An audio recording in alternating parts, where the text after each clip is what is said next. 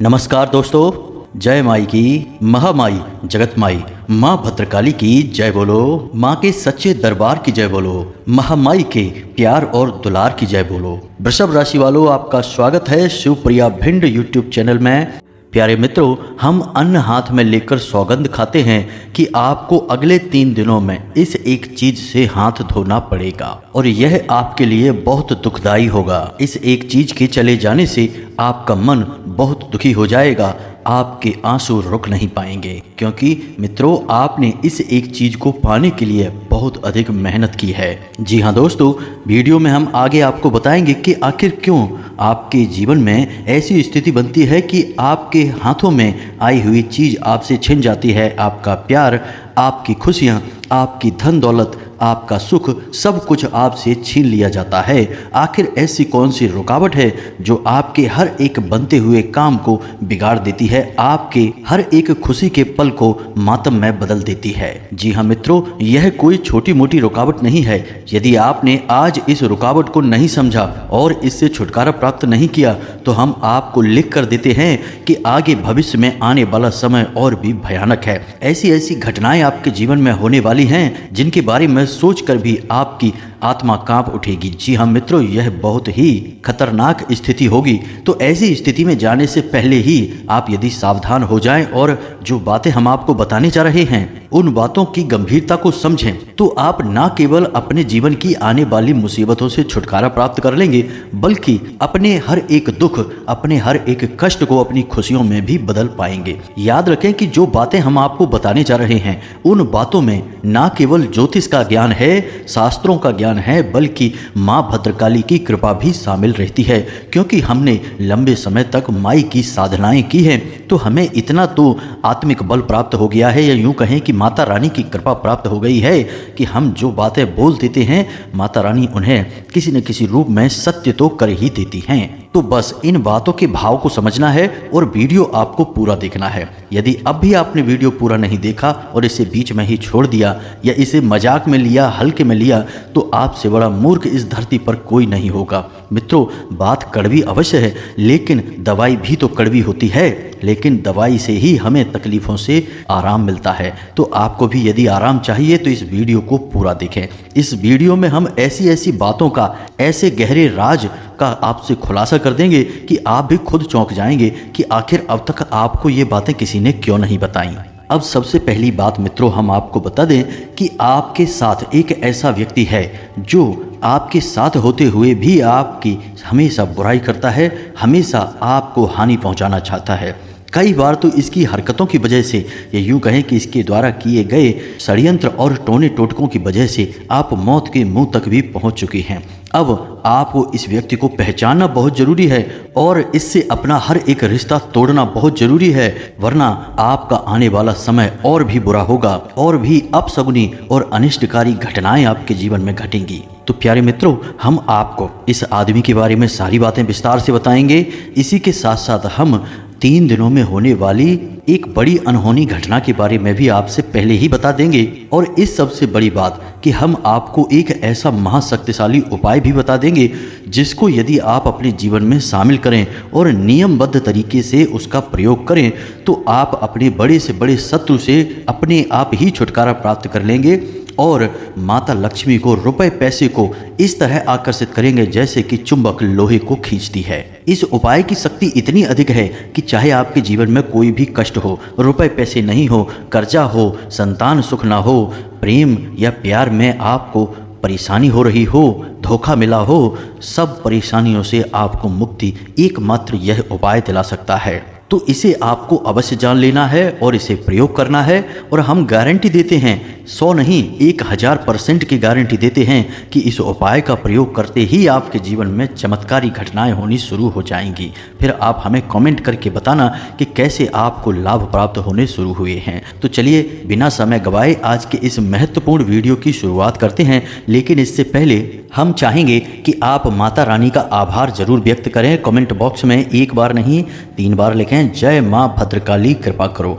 माता रानी की आपको पूरी कृपा प्राप्त होगी और अगले अगले 24 घंटे में आपको एक बहुत बड़ी खुशखबरी मिलेगी जिसका आप लंबे समय से इंतजार कर रहे थे। इसी के साथ साथ आपको बता दें कि माई के दिव्य धाम पर 2 जून को एक विशेष अनुष्ठान होने वाला है। माई का जन्मोत्सव मनाया जाएगा और यदि आप इस अनुष्ठान में भाग लेना चाहते हैं तो अपनी स्वेच्छा से जितना चाहें उतना अंशदान करके इस महा आयोजन को कामयाब बना सकते हैं।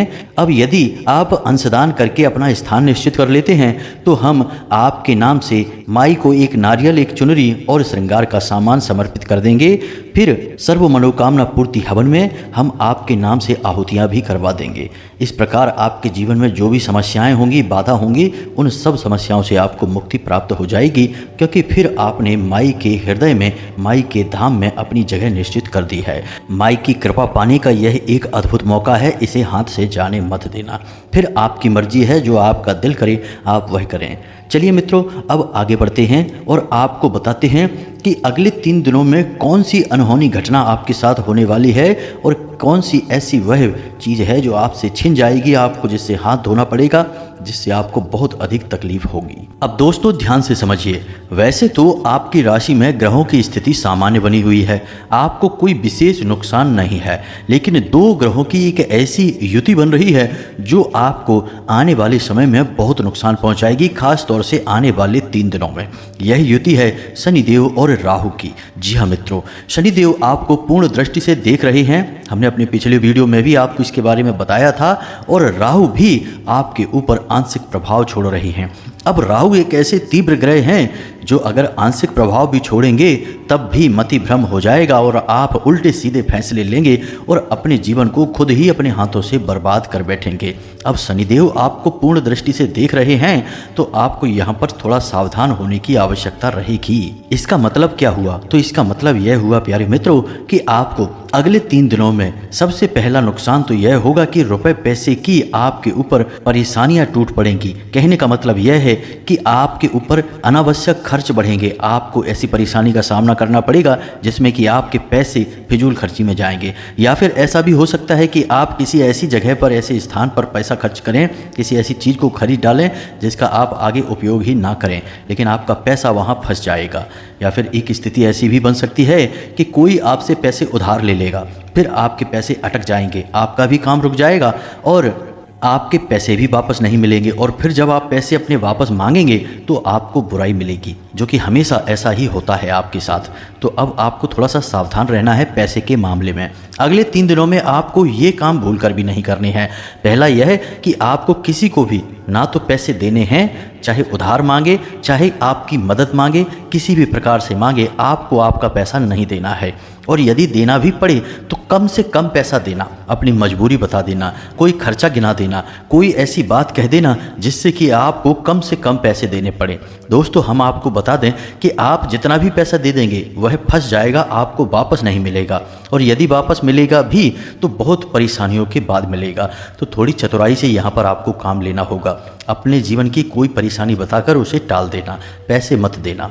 दूसरा कि आपको किसी जगह पर पैसा लगाना नहीं है, जैसे कि किसी काम धंधे व्यापार में पैसा नहीं लगाना है, जुआ सट्टे या फिर शेयर मार्केट में भूलकर भी पैसा नहीं लगाना है। यहाँ तो आपको 100% घाटा ही घाटा होगा। यदि कोई पार्टनरशिप का ऑफर आपको मिल जाता है तो उसे भी स्वीकार नहीं करना है, कम से कम इन 3 दिनों तक तो भूलकर भी स्वीकार नहीं करना है, वरना फिर से वही बात होगी कि आप पैसे के लिए परेशान हो जाएंगे, पाई पाई को मोहताज हो जाएंगे।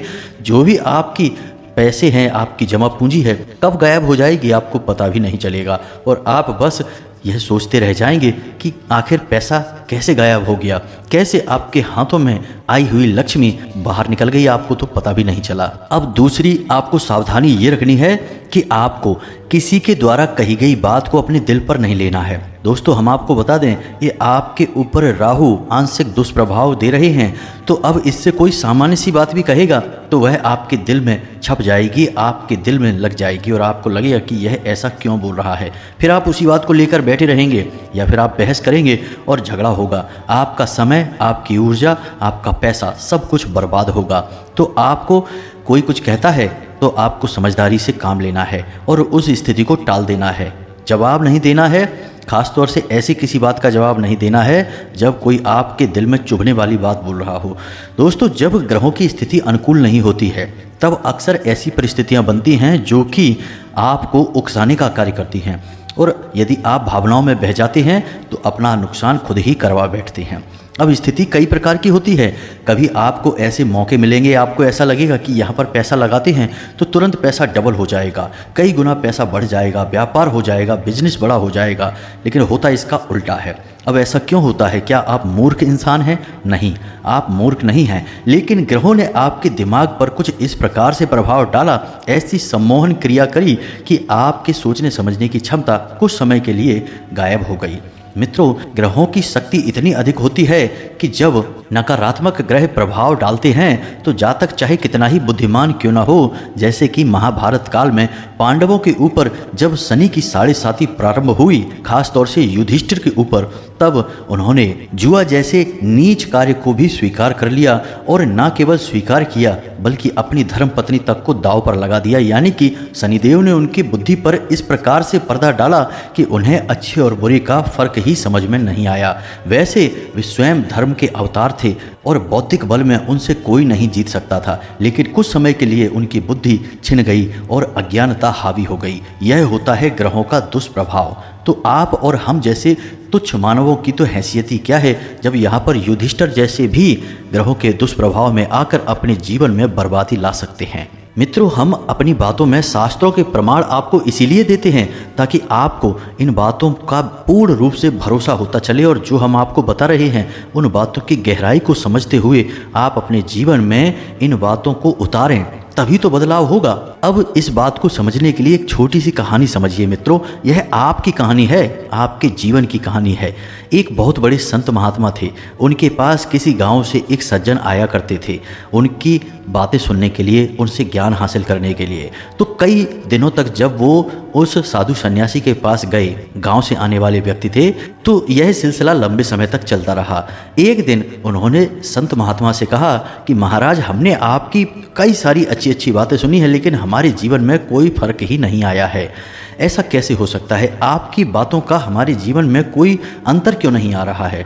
तो संत महात्मा मुस्कुराए और उन्होंने उस गांव वाले से पूछा कि तुम्हारा गांव का नाम क्या है, तुम्हारा घर का पता क्या है, तुम्हारे परिवारजनों का नाम क्या है, तुम्हारे घर की सही लोकेशन क्या है। बहुत सारे प्रश्न उन्होंने उस इंसान से पूछ लिए। अब इतने सारे प्रश्न पूछे तो वह इंसान चिढ़ गया और पूछा कि महाराज जी, आप इतने सारे प्रश्न क्यों बार बार पूछ रहे हैं? तो महाराज जी ने कहा कि तुमने मुझे सारी जानकारी दे दी, अपने घर की अपनी सही लोकेशन दे दी, अपने घर जाने का रास्ता बिल्कुल बारीकी से समझा दिया। अब क्या मैं तुम्हारे घर पहुंच गया? तो उस इंसान ने कहा कि कैसी बातें कर रहे हैं, केवल बता देने से कोई किसी स्थान पर थोड़े ही पहुंच जाता है, उसे तो वहां तक चलकर जाना पड़ता है। तो महात्मा बोले, यही तो हम आपको समझाना चाहते हैं कि जो बातें हम आपको बता रहे हैं, खाली उन बातों को बता देने से जीवन में परिवर्तन थोड़े ही आ जाता है। उन बातों को मानना भी पड़ता है, जीवन में उतारना भी पड़ता है। तो यही बात तो हम आपसे कहना चाहते हैं कि हम जो उपाय बताते हैं, जो ज्ञान की बातें बताते हैं, उन बातों को खाली सुन लेने से जीवन में परिवर्तन नहीं आ जाएगा, उन बातों को आपको जीवन में भी उतारना पड़ेगा। प्यारे मित्रों, यकीन मानिए, हम माई के सच्चे सेवक हैं और हमारा एक ही उद्देश्य है कि आपके जीवन में खुशियां आएं, आपके चेहरे पर मुस्कुराहट आए। जब हम ऐसे ऐसे प्रश्न देखते हैं कि लोग तकलीफ़ों से भरे हुए हैं, दुख के आंसुओं में डूबे हुए हैं, पीड़ाओं का अंत ही नहीं हो रहा है, तो हम दिन रात माता रानी से बस यही कामना करते हैं कि माई कुछ भी करके, कैसे भी करके इन लोगों के जीवन में खुशियां लेकर आइए। हमें चाहे कोई फल साधना का दो या ना दो, हमारा सारा फल इन लोगों में बांट दो, लेकिन इनके जीवन में खुशियां लेकर आओ। इसीलिए प्यारे मित्रों, हम इतनी मेहनत करते हैं कि चाहे सर्दी गर्मी बरसात कुछ भी हो, हम आपके लिए ज्ञानवर्धक वीडियो जरूर लेकर आते हैं। अब आप इन्हें अपने जीवन में उतारेंगे, बदलाव तो तभी आएगा। हमारा काम जितना है उतना हम करेंगे, आप अपने हिस्से का काम नहीं करेंगे तो फिर आप हमें कमेंट करके बोलेंगे या हमें मैसेज करेंगे व्हाट्सएप पर कि हमारे जीवन में कुछ भी नहीं बदला, हमारे जीवन में इतनी तकलीफ़ें क्यों हैं। तो फिर हम क्या कर सकते हैं, भगवान भी क्या कर सकते हैं। तो मित्रों, इस बात की गहराई को समझिए। बातें सिर्फ बताने के लिए नहीं होती हैं, अमल में लाने के लिए होती हैं। उम्मीद है कि आप हमारी भावनाएं समझ चुके होंगे।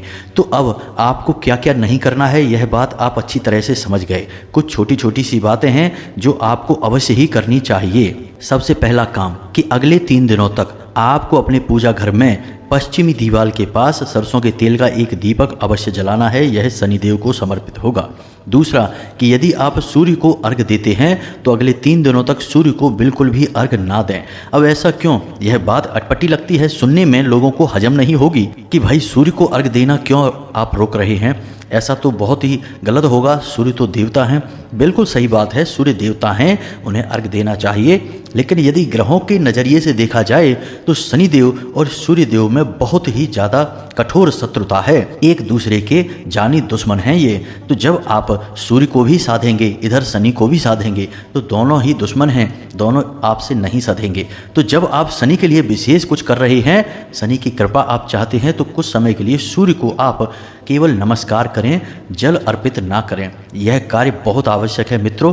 कोई इन बातों को नहीं बताता है, लोग बस सुनी सुनाई बातें कह के चले जाते हैं और फिर लोगों को जीवन में कोई परिवर्तन नहीं आता, क्योंकि असली बात तो बताई नहीं। और असली बात तो वही बताएगा जो कि सचमुच में साधक है, जो कि सचमुच में अध्ययन करता है। तो आपको अगले 3 दिनों तक यह कार्य नहीं करना है। दूसरा कि आपको अगले 3 दिनों में किसी एक भिखारी को पेट भर भोजन अवश्य कराना है, उसे दक्षिणा अवश्य देनी है। कहने का मतलब यह है कि आपको 100% अवसर प्राप्त होगा जब आपसे कोई भीख मांगेगा। रुपए पैसे मांग सकता है, वस्त्र मांग सकता है या फिर भोजन मांग सकता है। वह जो भी मांग रहा है अपनी क्षमता के अनुसार उसे दीजिए, उसका सम्मान करना, उसे हीन दृष्टि से मत देखना, यह बहुत बड़ी भूल होती है।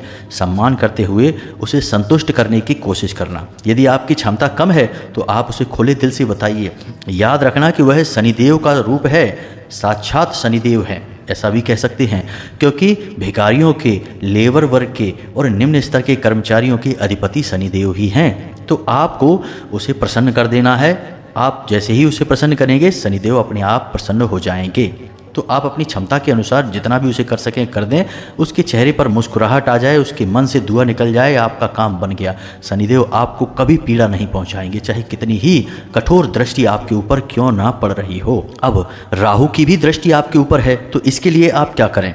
याद रखें कि आप कोई भी जरूरी काम करने चले, जो भी आपका काम हो, जैसे कि आप व्यापार पर जा रहे हैं, काम धंधे पर जा रहे हैं या फिर किसी विशेष कार्य को करने के लिए जा रहे हैं, तो आपको मन में केवल 8 बार बोलना है, ओम राम राहवे नमः। जी हाँ मित्रों, ओम राम राहवे नमः, यह राहु का मंत्र है।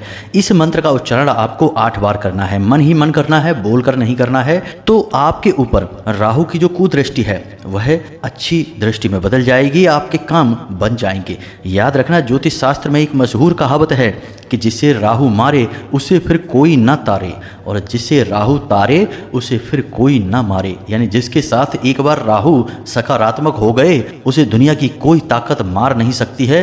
वह चरम सीमा तक पहुंचेगा, राजा बन जाएगा, और वो भी रातों रात। राहु आकस्मिक लाभ देने के लिए बहुत अधिक मशहूर हैं, तो आपको राहु की कृपा भी प्राप्त करनी ही पड़ेगी। तो यह कार्य राहु के लिए बहुत आवश्यक है। अब आप ध्यान से सुनिए, हम आपको आपके शत्रु के बारे में बताने जा रहे हैं, उसके नाम के बारे में बताएंगे, उसकी पहचान बताएंगे। अब यदि आपने वीडियो को बीच में छोड़ दिया मित्रों, तो आप फिर से वही भूल कर बैठेंगे जो आप हमेशा करते हैं, यानी कि जल्दी का काम शैतान का। आप जल्दबाजी में यहाँ से निकल जाएंगे और फिर से वही होगा जो होता चला आ रहा है, यानी कि केवल जीवन में दुख ही दुख और कष्ट ही कष्ट। फिर बाद में हमें कमेंट करके मत कहना कि गुरुजी हमारे जीवन में इतनी तकलीफें क्यों हैं, दुखों का अंत कब होगा। ध्यान से सुनिए मित्रों, सब दुखों का अंत केवल ज्ञान के माध्यम से ही हो सकता है। तो अब ध्यान से सुनिए, जैसा कि हम देख पा रहे हैं, आपकी राशि को और माई की कृपा की अनुभूति के आधार पर आपके जीवन में 3 नाम के लोग बहुत बड़े शत्रु हैं। इन शत्रुओं से आपको तुरंत पीछा छुड़ा लेना चाहिए। ये तीनों के तीनों आपके ऊपर राहु केतु की तरह मंडरा रहे हैं और आपके जीवन को बर्बाद करना चाहते हैं। आपके अपने ही हैं, आपके आसपास हैं। अब ऐसा हो सकता है कि इन 3 में से कोई 2 नाम का व्यक्ति या फिर कोई 1 नाम का व्यक्ति आपके आसपास हो। यह तो आपके पिछले जन्मों के पुण्य प्रताप पर, आपके देवी देवताओं की कृपा पर निर्भर करता है कि आपकी कितनी रक्षा हो रही है। लेकिन यदि आपके सारे देवता आपसे रूठे हैं, कोई आपके ऊपर विशेष कृपा नहीं कर रहा है, तो आप इन तीनों से ही घिरे हुए हैं। इस तिकड़ी ने आपको बर्बाद कर रखा है, फिर तो आपका जीवन नर्क के समान होगा। तो अब ध्यान से समझिए कि क्या है इनके नाम। तो सबसे पहला जा अक्षर का व्यक्ति है। जी हाँ मित्रों, जा अक्षर के व्यक्ति से आपको हमेशा बचकर रहना है, यह आपके लिए बेहद घातक है। दूसरा आ अक्षर का व्यक्ति है। जी हाँ मित्रों, जिसका नाम आ अक्षर से शुरू होता है, इस व्यक्ति से आपको बचकर रहना है, यह भी बहुत ही खतरनाक है आपके लिए। और तीसरा सा अक्षर का व्यक्ति। जी हाँ मित्रों, सा अक्षर का नाम का व्यक्ति हमेशा आपको पीड़ा पहुंचाएगा, कष्ट पहुंचाएगा, कभी आपका भला नहीं कर सकता है। तो अब आप अपने आसपास, अपने रिश्ते नातों में और अपने नज़दीक जिनसे आप दिन रात मिलते हैं, ऐसे लोगों पर नज़र डालिए। और हमने जो आपको बताया है, इस बात को केवल अपने मन में रखिए, गुप्त रखिए, किसी से बताना नहीं, बस अपने मन में आकलन करना। यदि किसी से नाम मिलता है कि जैसे आपके साथ कोई ऐसा व्यक्ति जिसका नाम आ अक्षर से शुरू होता है, तो उस व्यक्ति के बारे में गहराई से विचार करना, सोचना कि उसने आपके साथ क्या किया है। क्या मुसीबत में वह आपके साथ खड़ा था? क्या उसने पीठ के पीछे आपकी बुराइयां की हैं? क्या वह आपकी बातों का मजाक उड़ाता है? क्या वह सचमुच में आपका सच्चा साथी है, शुभ चिंतक है? ऐसे प्रश्न उसके बारे में खुद से पूछना। और हम आपको लिख कर देते हैं कि इसमें से हर एक प्रश्न का जवाब आपके लिए वही आएगा कि वह इंसान आपके लिए अच्छा साथी नहीं है। और जब आपको पता चल जाए तो तुरंत इस रिश्ते से पीछा छुड़ा लेना, मतलब कि आप इससे दूरी बना लेना। रिश्ता मत तोड़ना, बस इससे दूरी बना लेना और अपनी ज़रूरी बातें इसे भूल कर भी मत बताना। अब हम आपको उस उपाय के बारे में बताते हैं, यह बहुत आवश्यक है मित्रों, इसे भी आपको जानना बेहद ही ज़रूरी है। और इन चीज़ों को आपको अपने घर लेकर आना है और इनका विशेष अनुष्ठान के बाद प्रयोग करना है, विशेष स्थान पर इन्हें रख देना है और आपके जीवन में परिवर्तन आने की शुरुआत हो जाएगी। तो आपने लघु नारियल के बारे में कभी सुना है क्या? यदि नहीं सुना है तो हम आपको बता दें कि यह नारियल का ही एक छोटा स्वरूप होता है। तो यदि आपने लघु नारियल के बारे में नहीं सुना है तो आप जाएं किसी किराने की दुकान पर और उससे पूछें, वह आपको बता देगा लघु नारियल क्या है। बाजार में थोड़ा सा ढूंढेंगे, आपको मिल जाएगा। तो आपको 2 लघु नारियल लेकर आने हैं। जी हाँ मित्रों, ध्यान से समझना है। और इस उपाय को आपको शनिवार के दिन करना है। शनिवार के दिन ही इस उपाय का महत्व है। अब याद रखें कि हम नारियल को इतना महत्व क्यों देते हैं। मित्रों, याद रखना कि नारियल एक ऐसी वस्तु है जो कि अपने आसपास की संपूर्ण नकारात्मक शक्तियों को अपने अंदर खींच लेता है। अब आपने देखा होगा कि लोग नारियल भगवान को समर्पित करते हैं, और जब वे नारियल फोड़ते हैं, यानी साबुत नारियल भगवान को समर्पित किया, जैसे माता रानी को साबुत नारियल समर्पित किया, उसके बाद अनुष्ठान के बाद उस नारियल को वो फोड़ते हैं। और जब वह नारियल अंदर से काला निकलता है, यानी कि खराब हो जाता है, तो लोग खुश हो जाते हैं, कहते हैं कि माता रानी ने नारियल स्वीकार कर लिया है, इसलिए यह नारियल खराब हुआ। मित्रों, हम आपको बता दें कि आपके जीवन में जितनी घोर नकारात्मकता होगी, जितना आपका जीवन भूत प्रेत की शक्तियों से, नकारात्मक ऊर्जा से भरा होगा, आपका नारियल उतना ही काला हो जाएगा। अब हम भगवान को यह खराब नारियल क्यों चढ़ाते हैं? आखिर ऐसा नकारात्मक ऊर्जाओं से भरा हुआ नारियल हम भगवान को देते ही क्यों हैं? यह प्रश्न आपके मन में उठ रहा होगा। तो आप ध्यान से समझिए, भगवान एक ऐसी महाशक्तिशाली सकारात्मक ऊर्जा है जिसके अंदर कोई भी ऊर्जा समाहित हो जाए वह सकारात्मक ऊर्जा में बदल जाती है। जैसे कि हम हवन की अग्नि जलाते हैं तो उसके अंदर हम जो भी डालते हैं वह जलकर भस्म हो जाता है और अग्नि का ही एक रूप बन जाता है। उसी प्रकार कितनी ही नकारात्मक ऊर्जा क्यों ना हो, जब हम उसे भगवान को समर्पित कर देते हैं तो भगवान के पास जाकर भगवान में वह समाहित होकर सकारात्मक ऊर्जा बन जाती है। भगवान को इससे कोई फर्क नहीं पड़ता है। भगवान महाशक्तिशाली हैं, परम शक्तिशाली हैं, तो आपकी नकारात्मक ऊर्जा से उन्हें कोई फर्क नहीं पड़ेगा। भोले बाबा ने तो कालकूट विष को भी पी लिया था, तो आपकी नकारात्मकता क्या है? इसीलिए लोग भगवान को नारियल समर्पित करते हैं। और जब नारियल काला होता है तो असल में यह उन लोगों के जीवन की घोर नकारात्मकता है, इसी वजह से नारियल काला पड़ जाता है। और जब भगवान को वह समर्पित हो गया तो यानी उनके जीवन की नकारात्मकता भगवान में समाहित हो गई और भगवान की सकारात्मक ऊर्जा उनके जीवन में समाहित हो गई। इसलिए हम नारियल भगवान को समर्पित करते हैं। जी हाँ मित्रों, याद रखना कि कई मंदिरों में, जैसे भैरव बाबा के मंदिर में, लोग शराब चढ़ाते हैं। कुछ लोग तो और भी चीज़ें चढ़ाते हैं, उनके बारे में हम नहीं कहना चाहते, शराब के बारे में बताते हैं। तो लोग असल में इन चीज़ों का महत्व न समझकर इससे मौज मस्ती की चीज़ें बना देते हैं। तो जो शराब नहीं पी रहे हैं वो भी अपनी शराब भगवान को चढ़ाने चले जाते हैं। कितनी बड़े मूर्ख हैं। अब आप समझिए कि भैरव बाबा एक ऐसी महाशक्ति है, ऐसे देवता हैं जो आपकी पूरी नकारात्मकता को, आपके सारी दुष्ट प्रवृत्तियों को अपने अंदर समाहित कर लेते हैं और आपको सकारात्मक बना देते हैं। अब कोई व्यक्ति है जो शराबी है, शराब पीता है, वह जाएगा भैरव बाबा को और अपनी शराब उन्हें दे देगा और शराब से छुटकारा प्राप्त कर लेगा। इसी प्रकार यदि कोई गलत आदत आपके पास है तो आप वह भैरव बाबा को दे दो और भैरव बाबा अपनी सकारात्मक ऊर्जा आपको दे देंगे। याद रखना, भैरव स्वयं भोले बाबा का ही स्वरूप हैं। तो आप अपनी नकारात्मक गलत आदतें, गलत सोच, गलत विचार सब कुछ भगवान को दे दो और भगवान के सकारात्मक विचार, सकारात्मक ऊर्जा अपने जीवन में ले लो। यही है इस क्रिया का मतलब। लेकिन लोग जो शराब नहीं पीते वे भी भैरव बाबा पर शराब चढ़ा रहे हैं, यह तो मूर्खता हो गई। तो ऐसा नहीं करना चाहिए। लोग समझते नहीं हैं बातों को, बस यूं ही पागलों की तरह फॉलो करने में लगे हुए हैं। हम आपको सारी बातें गहराई से बता रहे हैं। तो अब यहाँ पर आपने सारी बातें समझ ली कि क्यों नारियल चढ़ाते हैं, क्यों भैरव बाबा पर शराब चढ़ाते हैं। अब आपके उपाय की बात करते हैं। तो आपको 2 लघु नारियल लेकर आने हैं। जी हाँ मित्रों, अब आपको ये दोनों लघु नारियल लाकर अपने पूजा घर में माता काली के या माँ भद्रकाली के चरणों में रख देना है। यदि आपके पूजा घर में माता भद्रकाली की तस्वीर नहीं है तो आप हनुमान जी के चरणों में रख सकते हैं, या फिर आप भगवान श्री हरि विष्णु या माता लक्ष्मी के चरणों में भी रख सकते हैं।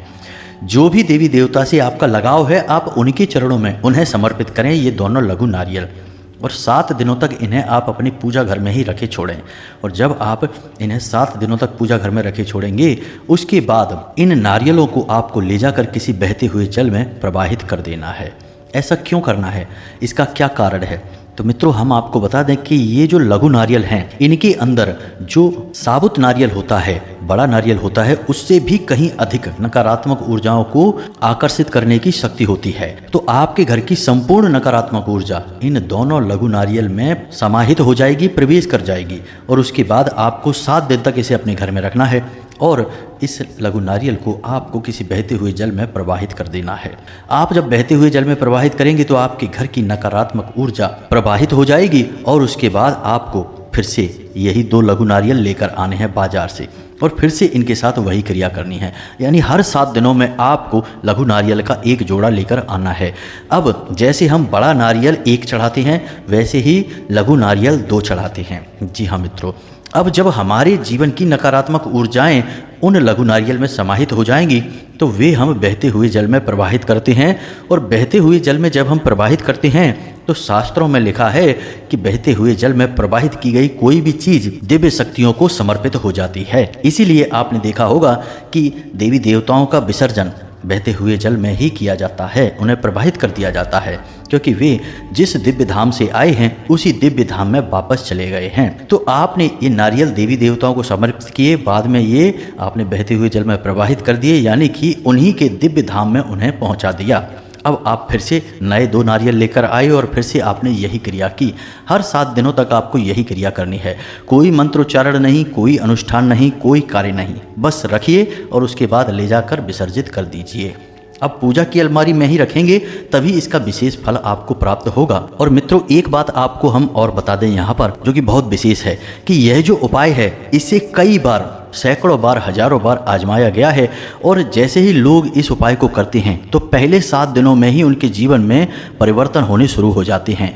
घटनाएं अच्छी घटनी शुरू हो जाती हैं, शुभ समाचार मिलने शुरू हो जाते हैं। और किसी भी प्रकार का यदि दोष लगा है, चाहे पितृ दोष हो, चाहे राहु दोष हो, चाहे किसी भी प्रकार का दोष हो, काल सर्प दोष हो या फिर पितृ दोष हो, सारे दोषों की शक्ति कम होने लगती है और जीवन में आनंद बढ़ने लगता है। तो बस आप इस उपाय को करिए, फिर इसके कैसे प्रभाव हुए इसके बारे में हमें कमेंट करके बताना। अब इसी के साथ साथ आज के इस वीडियो से विराम लेते हैं। पूरे भक्ति भाव से कमेंट बॉक्स में जय मां भद्रकाली कृपा करो अवश्य लिखना। आपके जीवन में निश्चित ही खुशखबरियां आएंगी, हमें पूरा भरोसा है। माई के दिव्य अनुष्ठान में भाग लेने के लिए आप अंशदान भी करना और इस कार्यक्रम को सफल अवश्य बनाना। मिलते हैं अगले ज्ञानवर्धक वीडियो में, तब तक के लिए धन्यवाद। हमेशा हंसते रहें, मुस्कुराते रहें, माता रानी की आपको पूर्ण कृपा प्राप्त होती रहे। इसी के साथ जय माई की, जय मां भद्रकाली।